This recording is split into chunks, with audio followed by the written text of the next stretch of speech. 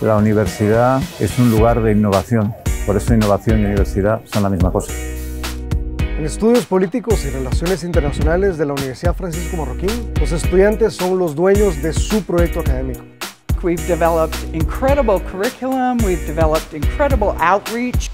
Es la carrera del futuro de alguien que quiera adentrarse en el apasionante mundo de los estudios políticos con la libertad como eje central.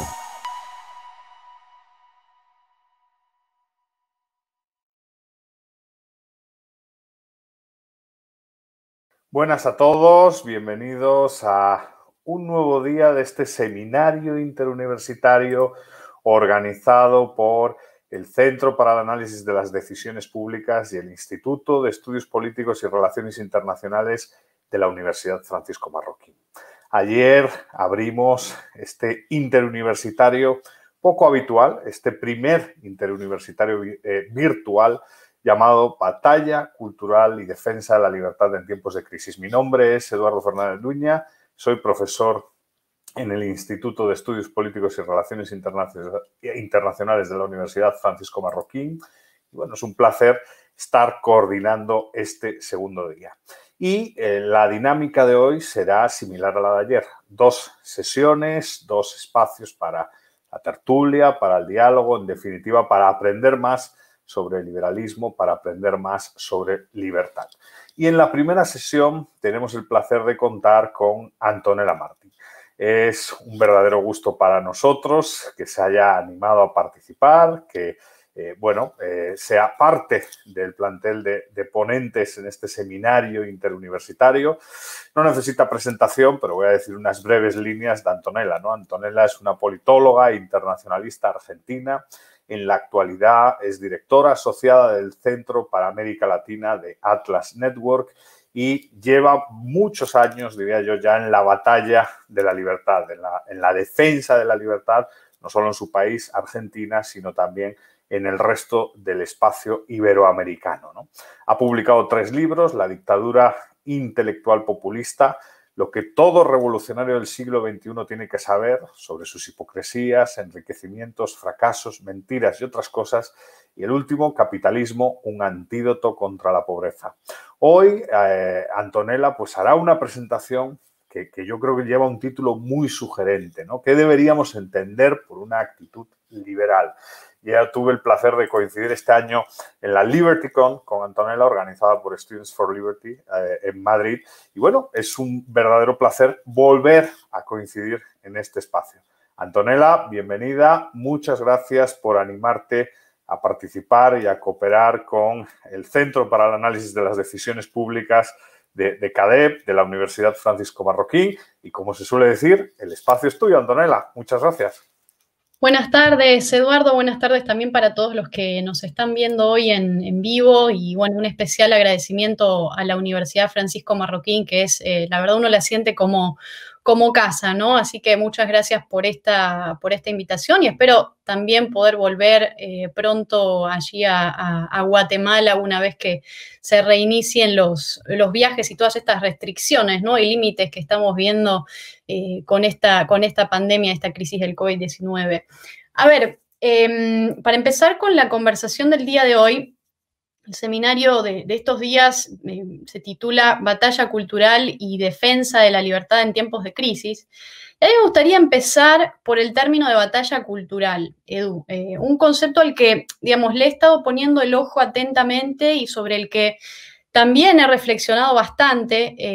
Y déjenme decirles que, a ver, yo no creo de fondo en ese concepto de la batalla cultural. Un concepto al que, digamos, vuelvo a insistir, le he estado haciendo estudio este último tiempo y no creo que ese concepto de batalla cultural sea lo que realmente se expone que es, ¿no? Más bien creo que es un recurso que se utiliza, que se usa muchas veces de una manera bastante tergiversada, déjame decir, y a lo que voy es que si hay una batalla, ¿no? Si existe una batalla, quiere decir que hay 2 bandos, ¿no? En esto, quiere decir que hay 2 polos, supone que hay de esta manera 2 culturas que luchan o que lucharían por imponerse, ¿no? Esto lo explica muy bien el queridísimo amigo también de la casa, el profesor Ricardo Rojas, una persona que estimo muchísimo y del que aprendo mucho. A lo que voy con esto es que la batalla cultural, yo creo que hoy se está dando entre ideologías autoritarias, ¿no? Entre la izquierda y entre la derecha. Es decir, la cultura, si uno lo piensa en términos de orden espontáneo, como deberíamos pensarla, solamente se desarrolla de manera espontánea y necesita libertad para que eso pase, ¿no? Por lo tanto, creo que la expresión y el concepto de batalla cultural es en sí una gran contradicción, ¿no? La cultura la desarrollan las personas de forma voluntaria, de forma libre, y termina evolucionando, como bien sabemos, a partir de cientos y billones de decisiones individuales, ¿no? Digamos que es ese orden espontáneo del que mucho hablamos los liberales. Sobre este tema, vuelvo a insistir, recomiendo mucho el artículo del profesor Rojas, que se titula Una postilla sobre la batalla cultural, que es un artículo muy clarificador, porque, vuelvo a insistir, la expresión de la batalla cultural es muy utilizada en estos tiempos y se populariza en su momento, por supuesto, a través del trabajo gramsciano, ¿no? De este personaje Antonio Gramsci sobre la superestructura. Pero, digamos, el concepto como tal es una contradicción en términos a mi manera de concebirlo, ¿no? Las culturas evolucionan, crecen, se desarrollan, como bien decíamos recién, cuando las personas pueden sintetizar valores en maneras nuevas, ¿no? Con discusiones abiertas, en una sociedad libre y, fundamentalmente, sin coacción, ¿no? Entonces, esto bien lo explica Ricardo Rojas cuando nos dice cómo el uso de términos bélicos o de términos militares para hacer referencia a la evolución de la cultura es algo totalmente incorrecto, ¿no? La cultura no se desarrolla combatiendo a los que piensan distintos, como muchos de la izquierda y de la derecha, los socialistas, los nacionalistas, los populistas, quieren o buscan hacer, ¿no? Entonces, eso por un lado, y tampoco se desarrolla combatiendo a los que tienen otros valores distintos a los valores de uno, ¿no? Entonces, para ir cerrando este aspecto de la idea de la batalla cultural, yo creo que esa batalla cultural es precisamente la pelea entre dos expresiones del mismo estatismo que intenta de alguna forma imponerse, y esto es algo que lo vemos en un fenómeno, creo, bastante iberoamericano hoy en día, ¿no? Fijémonos, ¿no?, que para Antonio Gramsci la batalla cultural tenía que ser iniciada a partir y a través de la izquierda como un método para vencer esos paradigmas de la derecha, ¿no? Pero hoy también, digamos, es una lucha o una batalla que invoca por su parte la derecha, ¿no? Por imponer también sus propios paradigmas. Hay dos expresiones de estatismo que pelean por imponer sus propios modelos o sus propios valores sobre los demás y sobre las demás personas. Ahora, acá también el profesor Rojas tiene un aspecto muy importante, y déjenme citarlos, quiero leerle un aspecto de esto que me parece importantísimo.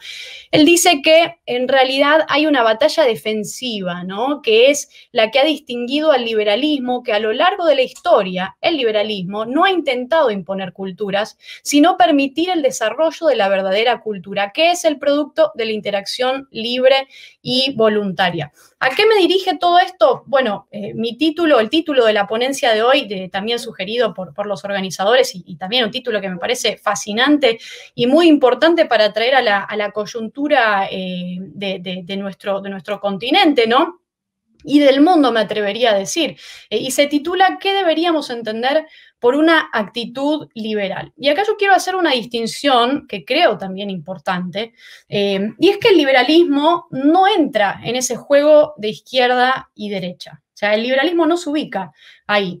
Tanto la izquierda como la derecha son estatistas, y esto es algo que lo vemos hoy en estos fenómenos, en esta coyuntura política internacional.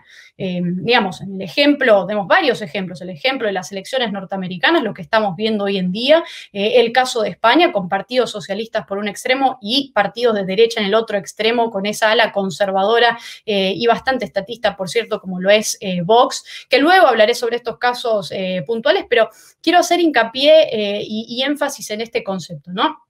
Y yo creo que hay que empezar a diferenciar al liberalismo del conservadurismo. Hay que estudiarlo históricamente y dejar de creer en estrechar esas relaciones políticas con personas que no comparten en lo más mínimo, ¿no? Las ideas y la base o la columna vertebral de lo que representa la libertad. Hoy vemos a muchos periodistas, muchos políticos, muchas personas que utilizan el título de liberal o que se dicen liberales, entre comillas, o libertarios, entre comillas, también cuando les sirve, pero luego buscan imponer una agenda moral, una agenda religiosa, de estatismo emocional, de estatismo moral, y muchas veces de estatismo económico también, ¿no? Porque ese también es otro aspecto, como el aumento de los impuestos, el aumento del gasto público, el fomento del sindicalismo, el aumento de la deuda, entre otras tantas cosas en términos económicos. Y esto en referencia, por supuesto, a los casos políticos de coyuntura que mencioné hace un rato y sobre los que después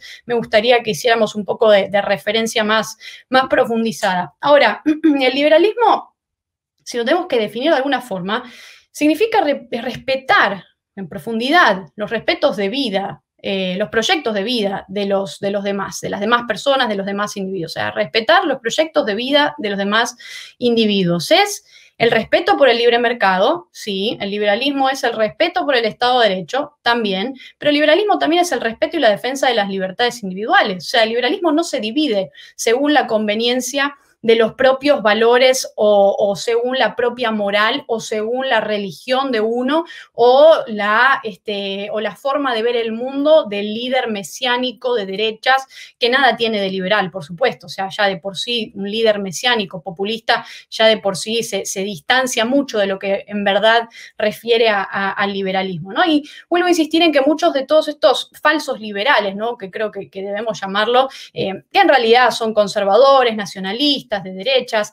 llaman lobbies a las libertades individuales. Creo que esto tiene que preocuparnos, Edu, y eso yo creo que es una falta de respeto absoluta hacia la libertad del liberalismo. Esto lo hablábamos incluso en Madrid, cuando nos vimos, ahí recién mencionabas, cuando nos vimos en marzo en la Conferencia de Estudiantes por la Libertad, lo hablábamos bien en ese panel con Juan Carlos Hidalgo, ¿no? Y vuelvo a insistir en que hoy están estos liberales, digamos, entre comillas, que se oponen a cuestiones básicas, fundamentales de la vida individual, como la legalización a las drogas, a cuestiones como la prostitución, el matrimonio entre personas del mismo sexo o incluso a la adopción homoparental. ¿Por qué no también mencionar la venta voluntaria de órganos, la eutanasia, la evolución, el libre movimiento de personas en fronteras, que es algo fundamental?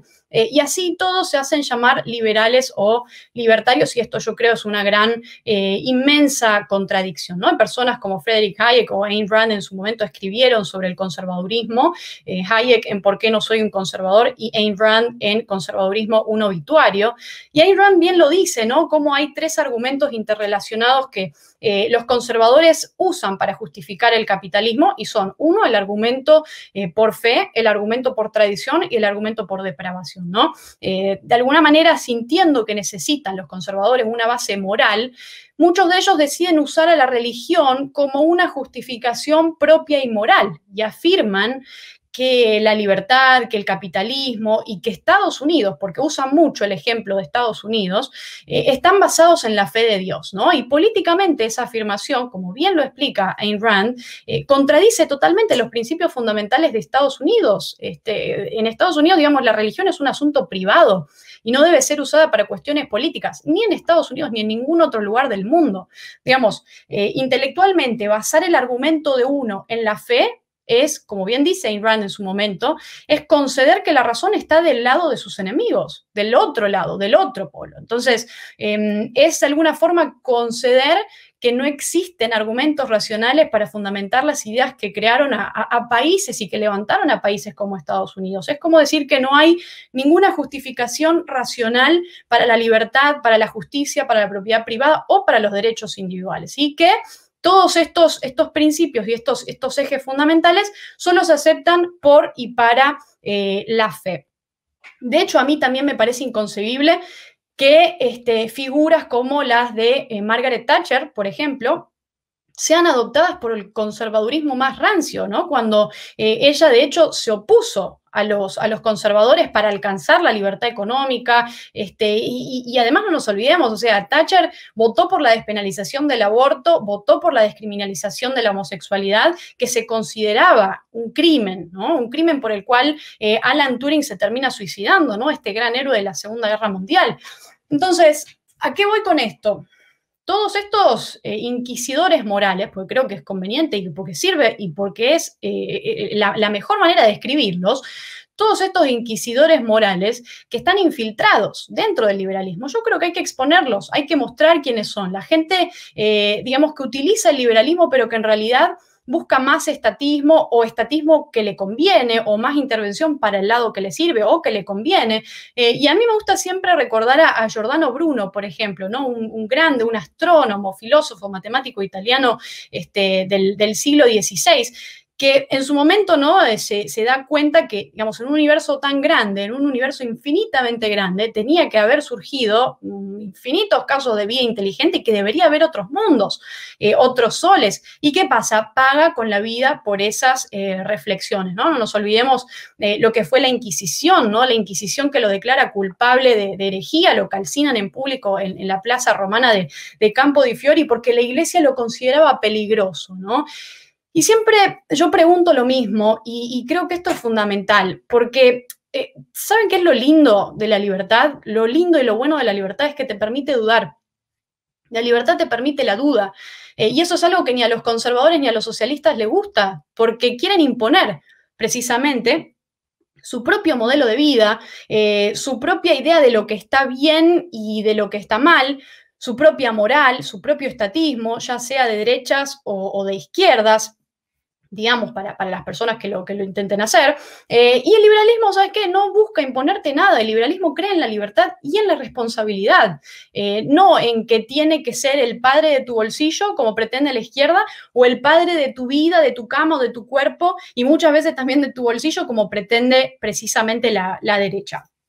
Y ahora van a entender por qué hago hincapié en estos temas, ¿no? Durante siglos, desde hace mucho tiempo, la homosexualidad fue penada, ¿no? Y quiero referirme a las libertades sexuales porque creo que es un tema importante también.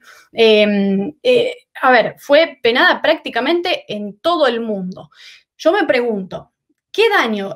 Sinceramente, me pregunto, y esta es una pregunta a los conservadores y a todas estas personas que están en contra de las libertades sexuales, ¿qué daño le hace a los conservadores de hoy en día, que se llaman falsamente libertarios o liberales, ¿no? Entre comillas, o los que se esconden incluso en eso que llaman paleolibertarismo, ¿no? Pregunto, ¿qué daño le hace a ellos que alguien se acueste con quien le gusta? ¿Qué daño les hace que alguien consuma lo que quiera o en su propio cuerpo? ¿O qué daño le hace a alguno de ellos o a quien sea que alguien quiera casarse con alguien de su propio sexo? ¿Qué daño le hace a uno que Juan quiera ser Juana en vez de ser Juan porque así lo desea, porque así quiere y porque así le gusta, y eso quiere hacer con su propio cuerpo, que es su propia propiedad? Ninguno, no le afecta en absolutamente nada. Lo único que les hace esto a estos conservadores y estos falsos liberales es que les molesta en su moralidad personal, en su, digamos, inquisición religiosa, en su inquisición moral, en su modelo de vida perfecto según el cual se la pasan hablando, ¿no? Porque viven hablando de la familia, de los hijos, de papá y mamá, de la familia natural, ¿no? Este concepto también, como de hecho hacen muchos militantes de distintos partidos políticos, ¿no? Incluso en el caso de España, muchos militantes de partidos políticos como Vox, que hacen mucha referencia a este concepto, pero que luego, digamos, no tienen ni la más mínima idea de lo que es una familia, ¿no? Y déjenme decir esto porque, a ver, yo creo que esa cuestión también de lo antinatural, entre comillas, creo que es algo sobre lo que tengo que hacer hincapié, ¿no? Los liberales. Lo natural, lo que, digamos, es lo que se da en la naturaleza, eso es lo natural. Y esa imposición de la familia natural que para los conservadores y para muchos de estos personajes, digamos, ellos lo conciben como una familia que es únicamente papá, mamá e hijos, ¿no? Y lo demás es una aberración total, ¿no? Solo hay un modelo de familia natural, de familia tradicional, y eso es lo que hay que imponer, porque si no vamos en contra de Occidente, si no, digamos, es todo una aberración. Por favor, yo creo que acá no hay falacia más grande que esa. A ver, Y eso, digamos, se soluciona estudiando un poco de historia. Las familias a lo largo de la historia de la humanidad, desde que éramos unos cavernícolas, digamos, eran tribales. O sea, había mujeres cuidando a los niños de la tribu. Hemos tenido y tenemos familias de madres solteras, de padres solteros, de viudas, de viudos, de tíos, cuidando sobrinos, abuelos, cuidando nietos. ¿Eso no es familia?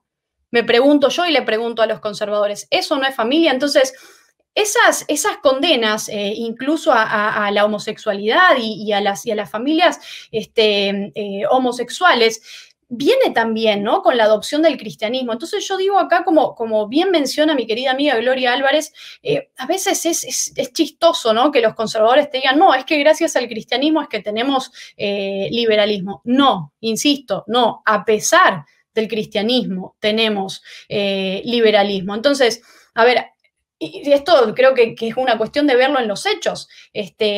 Hoy, en pleno siglo XXI, hay políticos que muchos de estos liberales, entre comillas, celebran, que siguen creyendo en terapias de reconversión y rehabilitación para homosexuales como si la homosexualidad fuese una enfermedad o una adicción. Y luego está el aspecto de las drogas, ¿no?, donde también para los conservadores y esta derecha claramente entran en juego sus propios condicionamientos o mandatos religiosos o mandatos morales.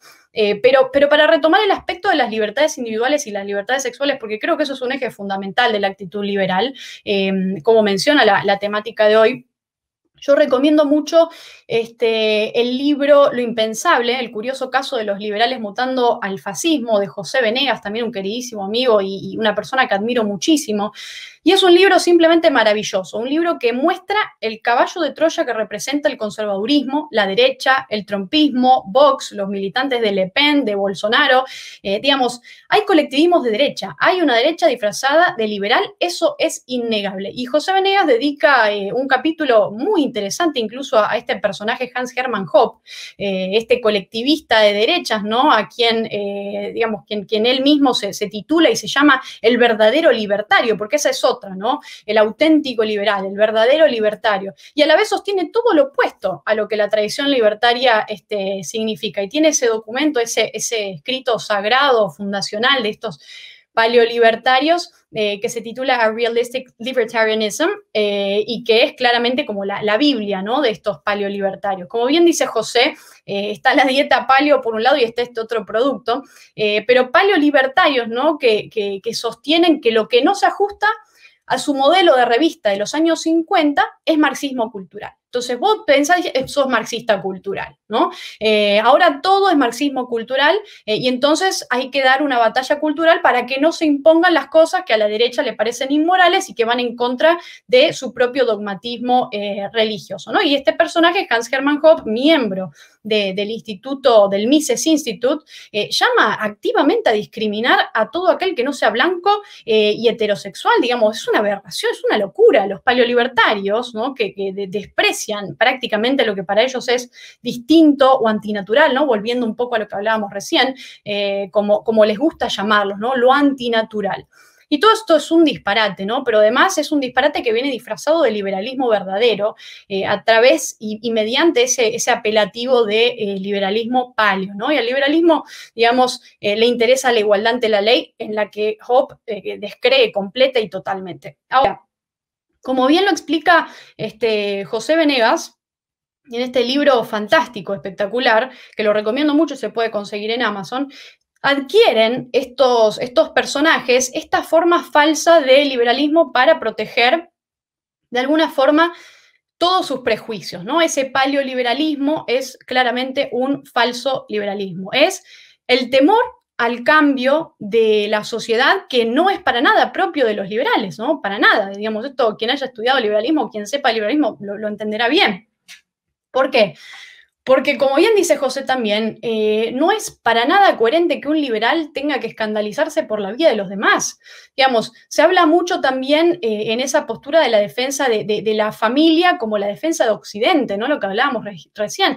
Y después, si uno habla de la importancia de que cada persona haga lo que desea de manera voluntaria, con su propia sexualidad, con su propio cuerpo, con su propia vida, es que uno está favoreciendo a un supuesto lobby, ¿no?, entre comillas, gay. Por favor. A ver, creo que también acá tenemos que ver en buena parte, y haciendo un poco de profundización en Hoppe, en este personaje, la homofobia, ¿no? También que lo lleva a pensar en un ejercicio de la fuerza, incluso para excluir a todos los que no le gustan. Y después estos conservadores, ¿no? Que les encanta a muchos de ellos ponerte un cara al sol en redes sociales, cantarte canciones franquistas, o los que celebran a estos candidatos populistas de derecha, o los que te dicen incluso que creen que el liberalismo debe ser populista, se ríen y te dicen, no, es que entonces también hay que tener el orgullo heterosexual. Es un chiste de mal gusto, eso es un chiste de mal gusto. Yo sí celebro que exista un orgullo gay. ¿Y sabes por qué? Porque a los homosexuales se los persiguió hasta hace muy pocas décadas. Se los quemaba vivos, se los condenaba a muerte, a ahorcamiento, se los fusilaba. Insisto, el caso de Alan Turing, el caso de Federico García Lorca en España. Y esto lo ha hecho tanto la izquierda como la derecha. O sea, y luego se preguntan de qué tienen que estar orgullosos los homosexuales, ¿no? A los homosexuales de la familia los trataban igual que a los heterosexuales. Yo me pregunto, a los gays del colegio, ¿los trataban iguales o les hacían bullying? A los gays, a lo largo de la historia de la humanidad, ¿no se los persiguió, se los fusiló y se los restringió? Digamos, acá hay toda una inquisición moral y creo que estos conservadores que imponen precisamente ese estatismo emocional terminan siendo, como bien lo menciona mi querido amigo José Venegas, son los constructores de los closets, ¿no? A lo largo de la historia. La iglesia y los fanáticos son un gran aparato de represión sexual canalizada hacia ciertos objetivos políticos. Yo creo que esto es algo que tenemos que prestarle mucha atención. Y además, ¿saben qué? Yo hablo de estos temas en esta exposición de hoy, que se titula, que tiene referencia a la actitud liberal, porque esto también es parte del liberalismo, ¿no? Guste o no a muchos, esto también es parte del liberalismo. El liberalismo no es solamente hablar del libre mercado, de los beneficios del capitalismo, digamos, hay cientos de escritos y cientos de charlas al respecto, y pasamos años, décadas hablando de la libertad económica, y con todo eso nos hemos olvidado de la importancia de las libertades individuales. Y hoy en el contexto iberoamericano, yo creo que esto es muy preocupante. A ver, Trump, Bolsonaro, Vox, Le Pen, son todos antiliberalismos nacionalistas que buscan legitimidades externas al Estado de Derecho liberal. O sea, empezando por Trump, si queremos analizarlo en términos de coyuntura, ¿no? Porque también en el seminario se tocan temas de coyuntura y de actualidad. Donald Trump es un nacionalista. Digamos, y que yo critique a Donald Trump no significa que le haga el juego o que me guste Joe Biden. O sea, digamos, es esta idea de que es A o B y si no, bueno, sos marxista cultural, o sos esto o sos lo otro, ¿no? Y en esto déjenme citar a Alberto Venegas Lynch, hijo, ¿no? Él dice que ahora hay quienes se dejan encandilar con reducciones impositivas, aun cuando los gastos gubernamentales más que compensen esas disminuciones, todo financiado con una astronómica deuda en el contexto de atropellos al sistema republicano de los Estados Unidos. Yo creo que esto también explica muy bien y explica mucho la situación de al menos un país como los Estados Unidos, que estamos viendo en esta crisis, en esta situación. Digamos, Donald Trump tiene modales impropios de un presidente norteamericano. Sus ofensas, las guerras comerciales, los aranceles, el gasto público, el aumento de la deuda, compañeros de fórmula incluso de él que creen que hay que utilizar fondos de la gente para financiar terapias de reconversión. Eso por un lado. Luego tenemos la xenofobia, el racismo, el nacionalismo, el odio hacia el Estado de Derecho, ¿no? Diciendo que incluso de perder las elecciones no entregaría el poder, la manera de detestar el florecimiento de la cultura, el odio hacia los inmigrantes, cómo ha tratado a los mexicanos, a los latinos como si fuéramos, digamos, la peor basura del continente. Ha dicho incluso que de México llega lo peor, desde México a Estados Unidos.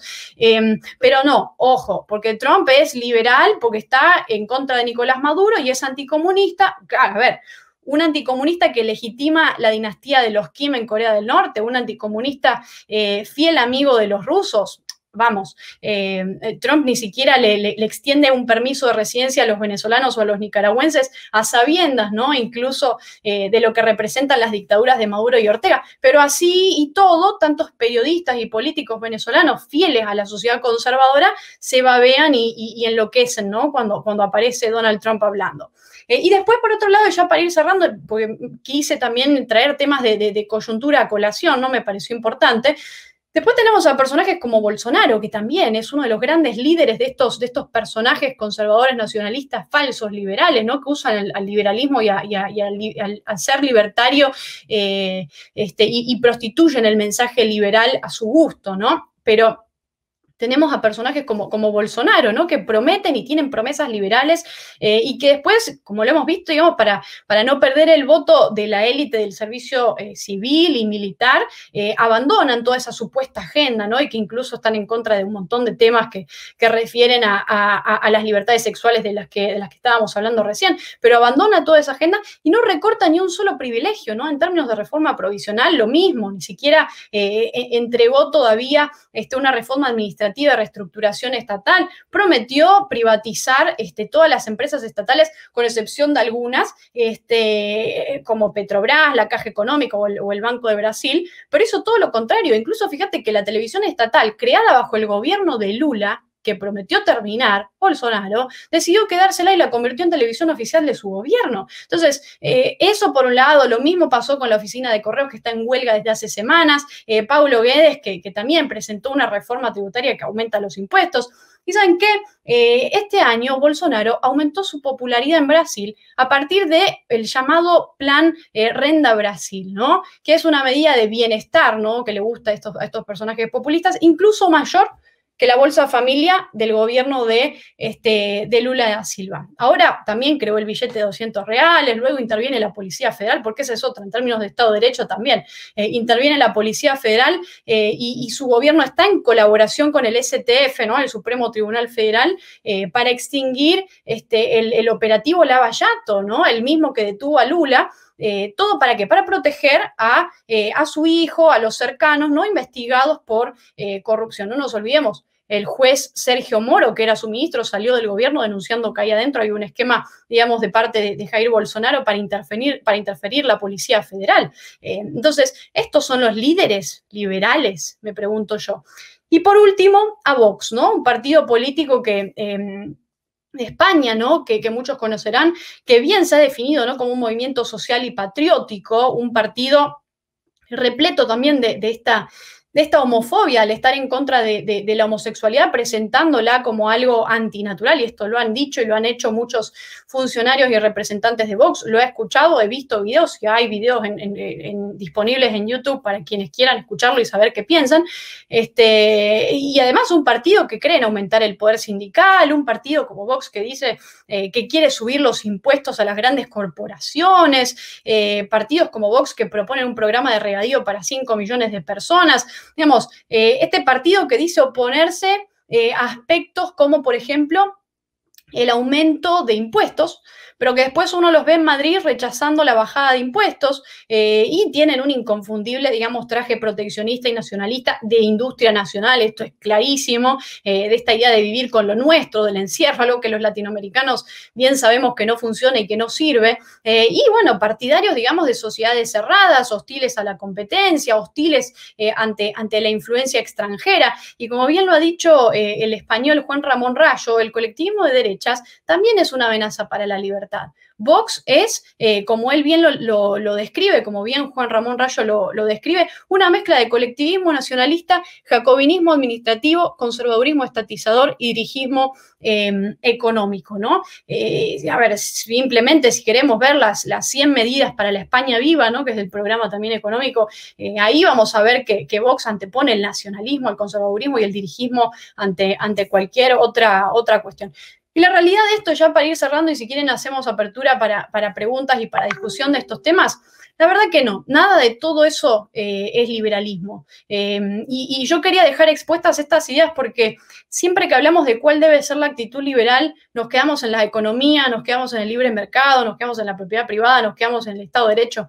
Sí, el liberalismo es todo eso, pero eso es una parte de la actitud liberal. El liberalismo también es el respeto a las libertades individuales. Así que quería traer a colación estos aspectos y esta temática, y ahora, si quieren, ya podemos hacer apertura a preguntas o como lo tengan ustedes diagramados en la jornada. Muchas gracias. Muy bien, Antonella, muchas gracias por la presentación, que ha sido polémica y que en el fondo ha generado bastante debate, tanto en redes, que tenemos unas preguntas bueno, hay 4 preguntas hasta el momento, pero seguro van creciendo más, como entre el público, ¿no?, que está en la sala. Estoy aquí en el chat, digamos, de profesores de la UFM y estamos en un debate acalorado, porque definitivamente este es el debate, ¿no? Independientemente quizás de la batalla, aunque hay un comentario en relación a eso de José Fernández que hablaremos luego, pero quizás un primer debate, y creo que es un debate necesario, es ver la transversalidad de las ideas liberales. ¿Qué opinas alrededor de la transversalidad de las ideas liberales? Algunos piensan que el liberalismo es una especie de ideal normativo, un deber ser que guía la acción o que debe de guiar la acción de aquellos que se comprometen con las ideas liberales, y que, en definitiva, lo ideal es que las ideas liberales fuesen transversales a todas las organizaciones políticas, con objeto de desplazar, digamos, esas ideas de la libertad, pues, y hacerlas mayoritarias, ¿no? Desplazar la ventana de Overton hacia el liberalismo, esa sería la idea, ¿no? Intentar que el sistema de creencias de la gente, de los individuos, fuese más liberal. ¿Crees que eso es posible? ¿Crees que el liberalismo no tiene que a lo mejor tener un partido político propio y que en definitiva lo que tiene que ser es un movimiento que en mayor o menor medida sea transversal a todos los movimientos, incluidos movimientos populistas? Porque algo que es muy interesante sobre el populismo, aunque bueno, has mostrado tu posición frente al paleoconservadurismo, ¿no? Pero bueno, algunos autores paleoconservadores, estoy pensando por ejemplo en Murray Newton Rothbard, escribía en el año 92 un texto que básicamente lo que decía es, aquí de lo que se trata es de ser transversal, ¿no? Y en cuanto al populismo, utilizar no un régimen, no construir un régimen populista ni nada similar, pero sí utilizar a lo mejor una retórica populista para, en cierto sentido, agitar el avispero y, en cierto sentido, llevar ese sistema de creencias hacia la libertad. ¿Qué opinas al respecto, Antonella? A ver, yo creo en eso, Edu, que, digamos, si hay que utilizar populismo o una retórica populista para hacer liberalismo, es porque, digamos, no hay comprensión de un mensaje y no hay conocimiento de una manera para expresar y dar a conocer lo que es el liberalismo. Y yo creo que esto ha pasado precisamente por estos temas que hemos estado conversando. O sea, ¿por qué cuesta tanto que el mensaje liberal llegue a la gente cuando el liberalismo en realidad es sentido común? ¿Por qué cuesta tanto? Porque muchas veces pasa esto, se queda solamente en todo el aspecto económico de la cuestión y no se habla de estos otros aspectos de libertades individuales que son fundamentales. Entonces, mucha gente dice, no, es que ustedes los neoliberales, entonces nos siguen asociando a los 90, nos siguen asociando a una cuestión económica que ni siquiera es parte del liberalismo, ¿no? Porque los 90 bien sabemos lo que representaron, pero nos asocian únicamente a ideas económicas, ¿no? Entonces, cuando el liberalismo en realidad es mucho más allá de eso, el liberalismo va mucho más allá del aspecto económico. Ahí fui tomando un poco nota sobre estos temas que ibas mencionando, y yo he escuchado muchas veces esto de decir que, digamos, el liberalismo tiene que ser populista, o que hay que hacer populismo desde el liberalismo. Digamos, eso también es no tener un conocimiento absolutamente nada de lo que es la aplicación del liberalismo a la práctica, ¿no? Una vez que vos empezás a aplicar herramientas y características del populismo para un gobierno o dentro de un partido político o para una administración o para lo que sea, ya, digamos, deja de haber liberalismo, ¿no? Porque son cuestiones totalmente incompatibles a mi manera de parecer y a mi manera de ver este aspecto central, ¿no? Partiendo de la idea de un líder mesiánico, un líder al que hay que rendirle, digamos, alabanzas y al que hay que adorar y al que no se lo puede criticar siquiera, ya sea de derechas o ya sea de izquierdas, digamos. Fijémonos, o sea, los países que hoy son más cercanos al liberalismo o a las ideas de las libertades, ahí, digamos, prácticamente nadie sabe ni quién lo preside, ni quién está en el gobierno, ni lo que pasa. Digo, yo creo que este es un gran problema que tenemos en América Latina, porque vos fíjate que nosotros y esto pasa mucho en Argentina, ¿no? O sea, uno está en Argentina y prendés la televisión, te despertás, lo primero que haces es prender la televisión o ver los diarios o ver Twitter y ver qué pasa o informarte porque querés saber cuál es la medida que hoy va a tomar el gobierno para ir en contra de tu vida y de tu programa y de tu proyecto a corto, mediano y largo plazo. Entonces, un buen gobierno, digamos, es el que no nos dice y no nos marca la agenda de cómo va a ser nuestra vida, ya sea en el plano económico, en el político o en el de los derechos individuales. Ahora, volviendo un poco acá a las notas, yo creo que, volviendo a esto que mencionabas al principio, yo creo que el liberalismo no te dice qué es lo correcto, pues eso pasa muchas veces, ¿no? Donde te dicen, no, es que el liberalismo te dice lo correcto, el liberalismo te dice lo que está bien y lo que está no. O sea, el liberalismo no te marca una manera de vivir tu vida, el liberalismo no te dice qué tenés que hacer vos con tu vida, con tu cuerpo, sino que te plantea esto que Deidre McCloskey, esta gran economista norteamericana, explica muy bien, y es que yo puedo mover mis manos hasta donde está tu nariz. O sea, es básicamente eso. O sea, uno puede hacer lo que quiera con su vida y con su propio cuerpo, mientras no pase los límites, digamos, de respetar los derechos y las libertades de los demás. Y el problema está cuando ciertas facciones o ciertos conservadores o ciertas personas que representan a eso que quieren llamar liberalismo, pero que en realidad no es liberalismo, sino que es estatismo moral o estatismo religioso, o con lo que vimos recién, digamos, ahí ya ellos creen que vos le estás tocando la moral personal. Entonces buscan una manera de llegar al poder y de imponerte su propia moral de vida y cómo debe ser que vos tengas que regirte en el día a día y empiezan a tergiversar esta idea del liberalismo. Y por eso insisto, el liberalismo no te dice qué es lo correcto y qué es lo incorrecto para tu vida, ¿no? O sea, el liberalismo te dice, vos tenés un lineamiento, vos tenés una columna vertebral que es respetar los proyectos de vida de los demás, es respetar la propiedad privada, ¿no? Que uno se puede defender cuando uno lo agreden, pero nunca iniciar la agresión contra otro, ¿no? El básico principio de no agresión de la rama libertaria.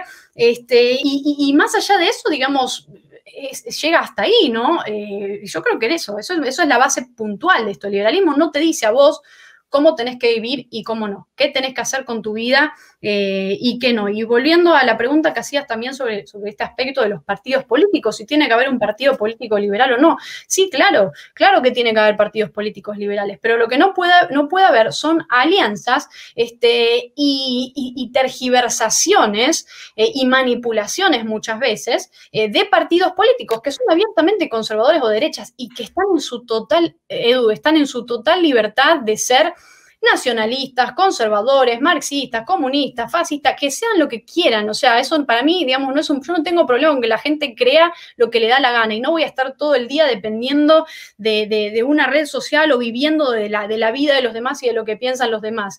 Que cada uno piense como le da la gana. Ahora, cuando esas personas quieren imponerme a mí un modelo de vida o su propio modelo de vida o su propia moral, hasta ahí yo creo que llegan los límites y que se cruzan en buena parte los límites. Yo sí creo que tiene que haber partidos liberales y hay que seguir apostando por trabajar eso. Creo que en Argentina es una conversación que se está dando hoy en día. Hay muchos partidos que están empezando a florecer, yo creo también gracias a un auge de las ideas de la libertad, que creo que uno también lo puede ver en distintos países de América Latina, pero creo importante esto, que no se confundan las posiciones políticas. Y esto no es liberalómetro, esto es simplemente que si son conservadores, se llamen conservadores. Si son nacionalistas, que se llamen nacionalistas. Que no tengan miedo en hacerlo. Si quieren ser de Vox, que sean de Vox, pero que no se digan liberales o libertarios. Y lo mismo con las personas que creen y que defienden abiertamente los programas y el modelo que representa Bolsonaro, o Le Pen en Francia, o Donald Trump, digamos. Defínanse abiertamente trumpistas, pero no me vengan a decir que yo, digamos, soy marxista cultural o todos esos inventos de calificativos que utilizan, y que si yo no estoy a favor de Donald Trump, entonces que estoy a favor de Biden, o que estoy a favor de esto, o que soy marxista cultural. Digamos, esas son todas unos paraguas para ellos ampararse en algo que les duele mucho. y es que uno quiera vivir su vida de la manera en la que uno cree conveniente y la manera en la que uno le guste, sin regirse bajo la moral de ellos mismos, ¿no? O bajo el modelo o el modo de vida que tienen ellos mismos y que buscan muchas veces imponer a través del Estado, vuelvo a insistir, porque esa es otra. Sí, sí. Este para mí es el gran debate que hay a día de hoy, ¿no? Esa diferencia entre liberalismo, conservadurismo, si hay áreas grises o no. Bueno, pero vamos a pasar a las preguntas del público porque hay un montón de preguntas y de comentarios y no sé si nos dará tiempo a tocarlas todas, pero bueno, la idea es intentar tocarlas todas, por lo menos, ¿no?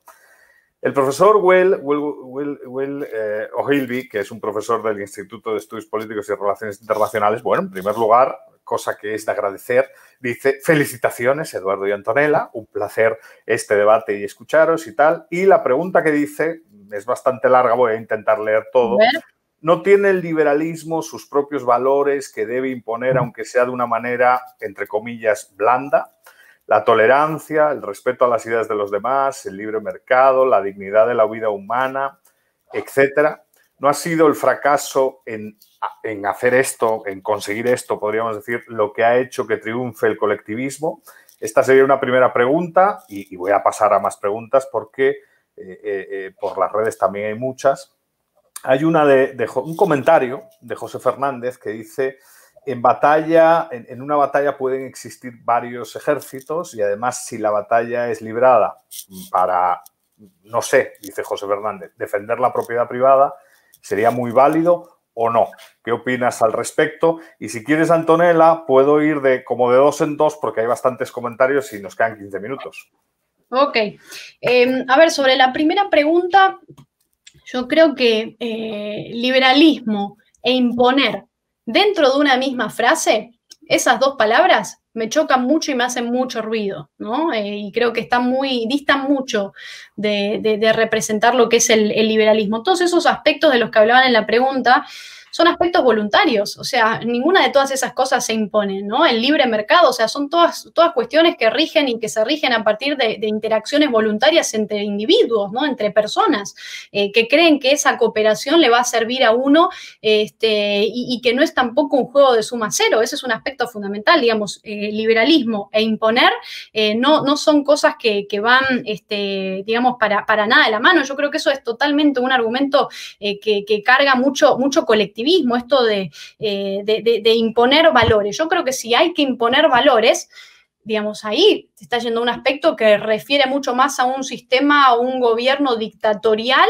que a una idea de liberalismo, porque el liberalismo lo que menos hace, digamos, es imponer, ¿no? A ver, yo creo que eso es uno de los aspectos que más tenemos que marcar, digamos, sería un absurdo hablar de imposición y de liberalismo en una misma frase. Para nada el liberalismo te impone ni un modo de vida, ni el libre mercado, ni el respeto a la propiedad privada. O sea, en liberalismo uno entiende que esos órdenes espontáneos son los que más favorecen a la civilización y a que los seres humanos puedan vivir en una sociedad pacífica, donde los intercambios se den de manera voluntaria, ¿no?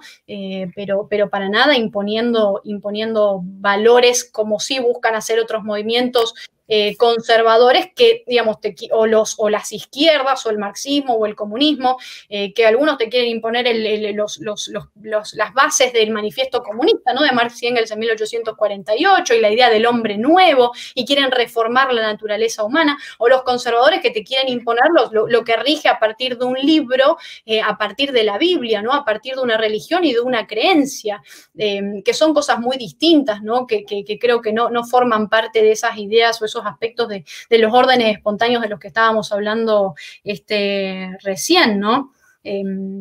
Y lo mismo, vuelvo a insistir, creo que mencionaba también en la pregunta el aspecto de la tolerancia, ¿no? Yo creo que el liberalismo de por sí es tolerante, el liberalismo es precisamente la idea de pluralidad, pero no impone, digamos, la tolerancia, sino el no crimen, ¿no? Creo que estos son aspectos que tenemos que tener en cuenta a la hora de hablar de liberalismo. Edu, si me puedes repetir la segunda pregunta, por favor.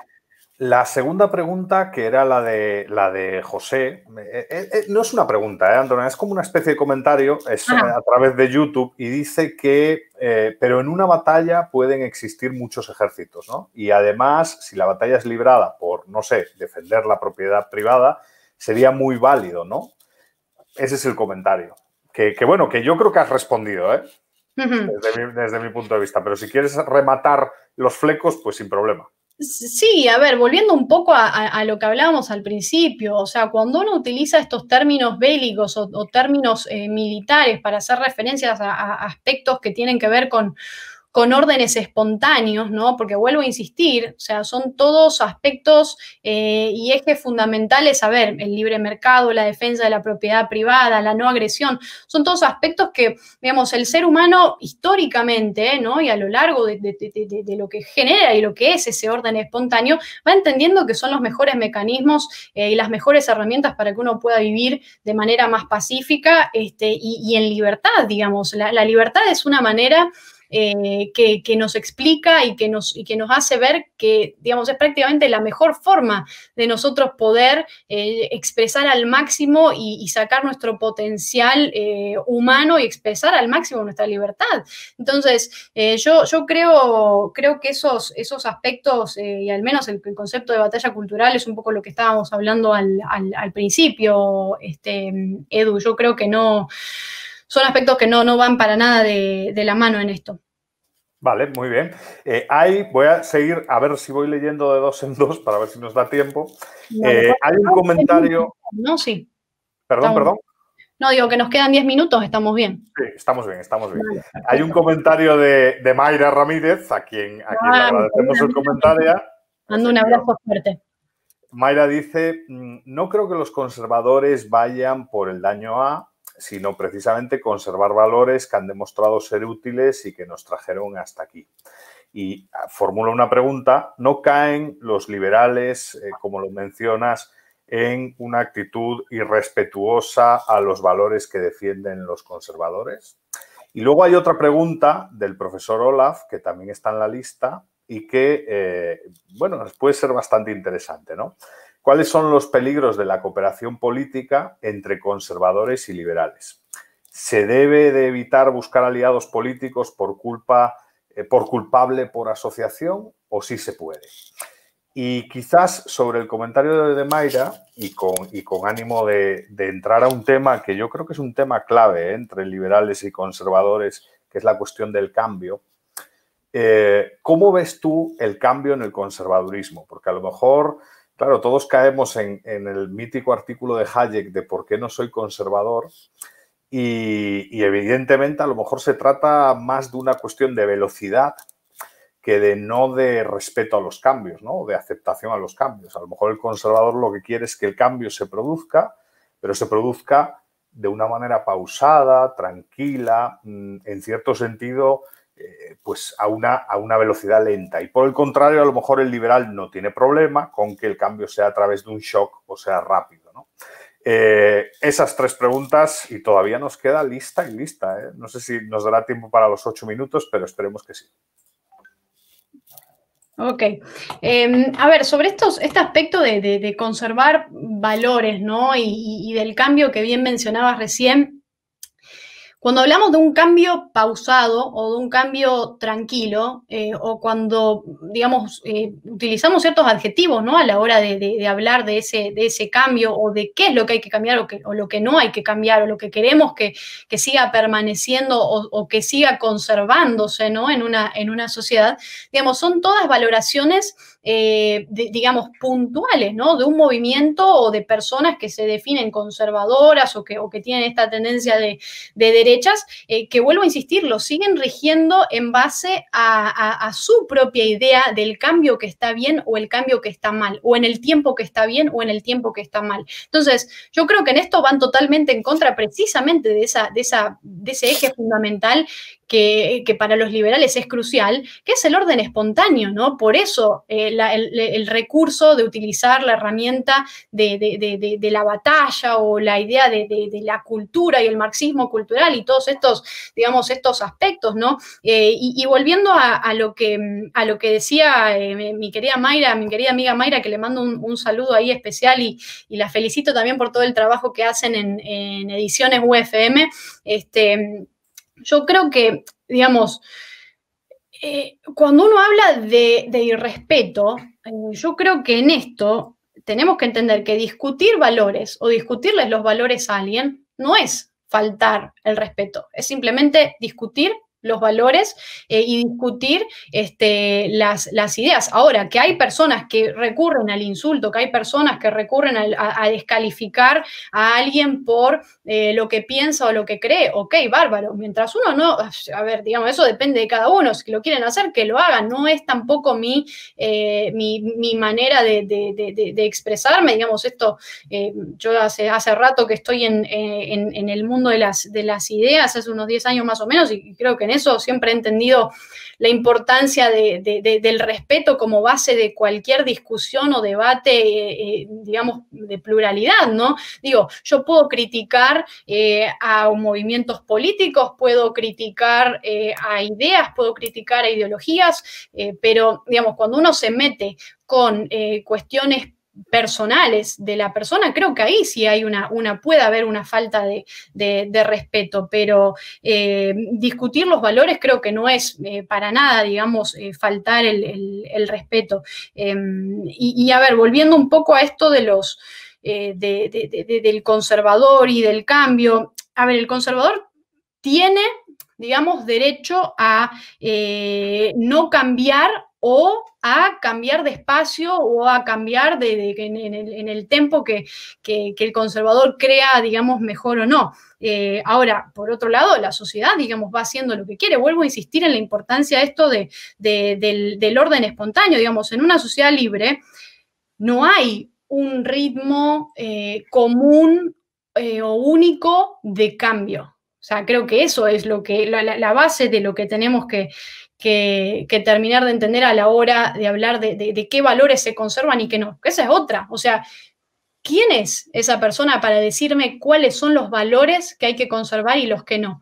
¿No? Y partiendo, a ver, bueno, es que quizás en países como Estados Unidos ciertas cosas, recién hablábamos, recién mencionaba aquella cita de Ayn Rand, ¿no? Como muchas veces se cree que Estados Unidos es un país que gracias a la fe y gracias a la religión es lo que es. Y eso, digamos, es prácticamente negar la racionalidad, eso es negar la razón, eso es negar los principios y el orden espontáneo y negar el Estado de Derecho, es negar lo fructífero que es el respeto por la propiedad privada y el libre mercado y la defensa de las libertades individuales. Así que yo creo que esos aspectos son algunos de los que tenemos que tener en cuenta. Muy bien, vamos a seguir con las preguntas. Voy a intentar fusionar varias como siempre. Pregunta Felipe González, ¿a qué se debe, en tu opinión, Antonella, la ola de apoyo a candidatos de izquierda en América Latina? El ejemplo es Colombia con Petro, Bolivia con el MAS, etcétera, ¿no? Y luego hay una pregunta de María del Carmen Vela Durini que dice, ¿qué opina de supuestos liberales que, aprovechando la poca educación de un país, venden populismo diciendo lo que la gente quiere oír? Ese es el comentario de María del Carmen y nos quedaría un par de ellos más y con esto cerraríamos. Ok. Tomando nota, ¿eh? Muy bien. Si no me olvido. No. Ok, a ver. Por una parte, la primera pregunta. Esta ola de apoyo a gobiernos de izquierda en América Latina. Yo creo que es algo de lo que todavía no nos terminamos de desterrar a lo largo de la región, ¿no? A lo largo de América Latina. Y esto es algo que a mí me preocupa mucho, al menos en el caso argentino y en distintos países que hoy día siguen sumergidos en estas olas populistas de izquierda.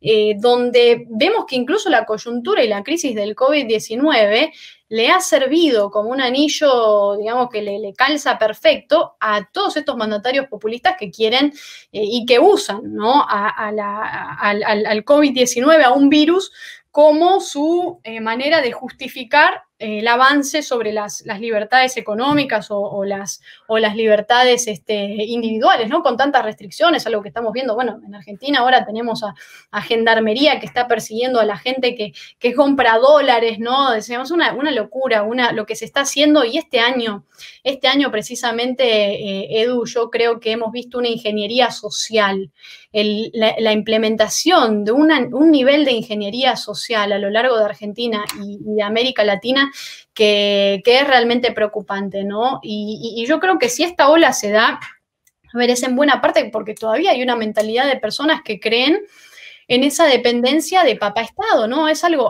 bastante básico, algo de lo que solemos hablar siempre, pero seguir creyendo que el Estado tiene que proveer, que el Estado tiene que darte. Digamos, ahora estamos con todo un tema en Argentina por la toma de terrenos, entonces se está proponiendo que a los que toman las tierras, para desincentivarlo a que hagan eso, se les va a dar 50.000 pesos por mes, digamos, a lo largo de 6 meses, para que no lo hagan. Entonces se premia a los criminales. O sea, seguimos premiando a los criminales y mientras tanto tenés al laburante, al trabajador argentino, al empresario, al emprendedor, al que tiene un negocio, al que quiere sacar su vida adelante, su negocio adelante, que el Estado argentino le está cayendo, digamos, a impuestos, a regulaciones, a limitaciones.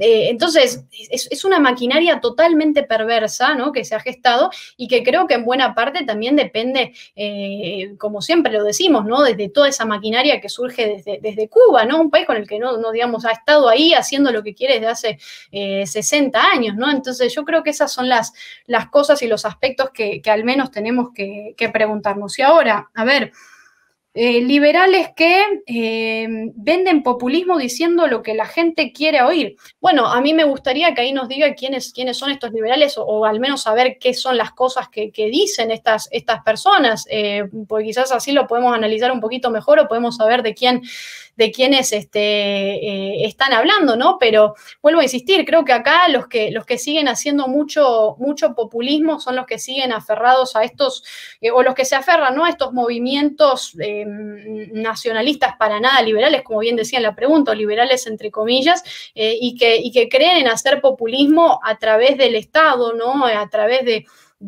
la economía, ¿no?, como vemos con esta idea del falso liberalismo, digamos, de que el Estado esté en tu vida, de que el Estado esté en tus proyectos personales, de que el Estado esté también en tu bolsillo, el Estado esté también constantemente en la frontera diciéndote quién está capacitado o quién no para entrar al país. Yo creo que ahí hay muchos aspectos, al menos, que tenemos que empezar a replantearnos, ¿no?, y entender que, vuelvo a insistir con el tema de la migración, porque es algo que también se utiliza mucho por parte de todos estos movimientos nacionalistas y populistas. Hay que analizar el fenómeno de la migración. ¿Por qué se da la migración? O sea, la migración es algo que hace florecer la cultura, que ayuda al florecimiento de la cultura, al desarrollo de las sociedades abiertas. Y todos estos países, al menos en nuestro continente, o sea, se desarrollan en buena parte en base precisamente a eso, ¿no? Y escapando siempre a regímenes y a sistemas absolutistas, totalitarios, que digamos, vuelven a insistir en ese estatismo desde la perspectiva o desde la interna que sea, y escapan, ¿no? Escapan del estatismo para buscar la libertad y sociedades más libres. Entonces, yo creo que eso es uno de los aspectos fundamentales que tenemos que empezar a entender, ¿no? Y bueno, esperamos que la pregunta sea un poco más concisa para saber de quiénes están hablando. Muy bien, te voy a dar 2 minutos porque quiero comentarte que hay un comentario aquí de admiración que voy a leer y una pregunta de José Villacinda, ¿no? José Villacinda dice, pero estamos como fuera de tiempo ya, pero bueno, no quería dejar de... ¿Cuál consideras que será la evolución de las ideologías políticas en un mediano y largo plazo? ¿Crees que la izquierda y la derecha quedarán obsoletas? Y Amílcar Iván Moratalla dice que qué importante que dentro del liberalismo, además de las libertades económicas, se hable también de libertades individuales o civiles. Mi total admiración a Antonella Martí, un saludo. Así que, Antonella, si quieres, comentar lo de José y obviamente lo de Amílcar. Gracias por el segundo comentario. Y sobre la primera pregunta, a ver, yo creo que eso también, vuelvo a insistir, forma parte de un orden espontáneo. Yo no sé qué es lo que va a pasar con las ideologías políticas en el mediano o en el largo plazo, ¿no?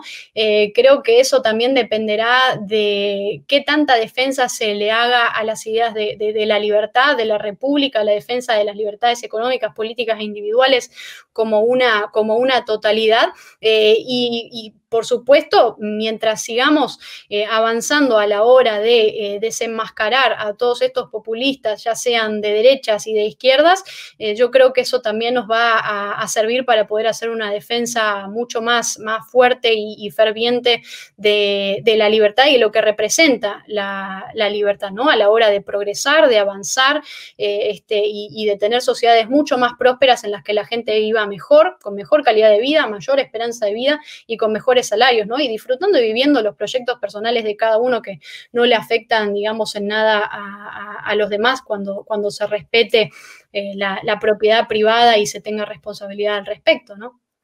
Bueno, pues ya pasando unos 4 minutos y como la última vez que nos vimos en Madrid en el periodo prepandemia, en el periodo de normalidad y no de nueva normalidad, Nos agarró justo, ¿te acordás? Nos agarró justo. Pues acabamos este debate que, Antonella, sigo diciendo que es el gran debate, ¿no? La gama de grises, el debate entre liberales y conservadores, la definición del verdadero liberalismo y de la actitud liberal. Y bueno, como bien dices, la actitud también civilizada a la hora de discutir académica y ordenadamente sobre esta cuestión, ¿no? Que sin duda es muy importante para los jóvenes, para poner en orden las ideas. Muchas gracias, Antonella, como siempre, y ya sabes que esta es tu casa. Bienvenida, Antonella. Muchas gracias, Eduardo, y gracias de nuevo a la Universidad Francisco Marroquín por ser este gran faro, ¿no?, de la defensa de la libertad a lo largo de la región. Muchas gracias. Chao, chao. Chao. Antigua is such an amazing and special place. An absolutely beautiful location. We're outside in nature. Han sido 2 días en los que hemos dado un repaso a todo lo que es la Marroquín y también un repaso a todo lo que creemos que debería ser.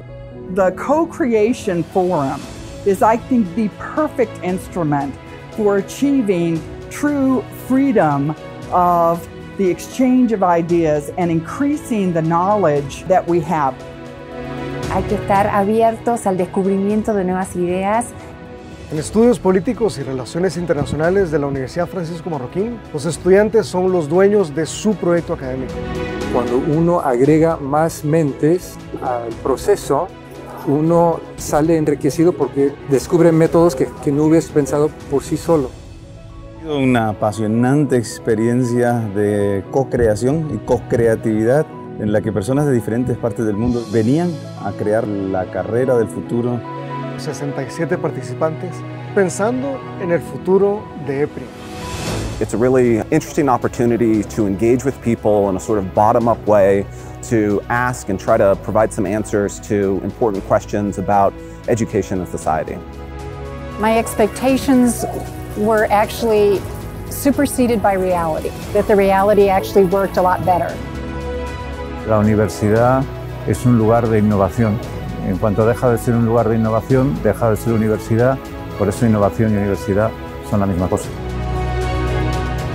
This event is putting Francisco Marroquín and the networks of scholars in Guatemala, students and scholars, on the international map.